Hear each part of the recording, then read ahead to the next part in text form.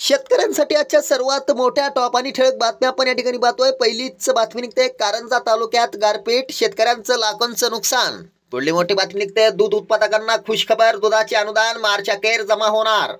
पुढली मोठी बातमी निघते मानवत, परभणी, अकोट कापूस भाव वाढले, बाजारभाव 8,300 वर. पुढली मोठी बातमी निघते विदर्भ मराठवाड्यात पाऊस, गारपिटीचा इशारा कायम, हवामान विभागाचा अंदाज.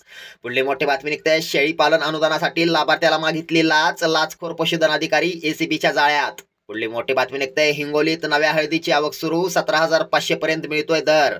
पुढली मोठी बातमी निघते सोयाबीनच्या भावावरील दबाव कायम, शेतकरी संकटात. पुढली मोठी बातमी निघते कांदा निर्यातीची बोली लागली 29 रुपयांची, शेतकऱ्यांना मिळतायत 12 रुपये. कांदा निर्यातीचा नफा कोण खातंय, शेतकऱ्यांचा सुटता सवाल.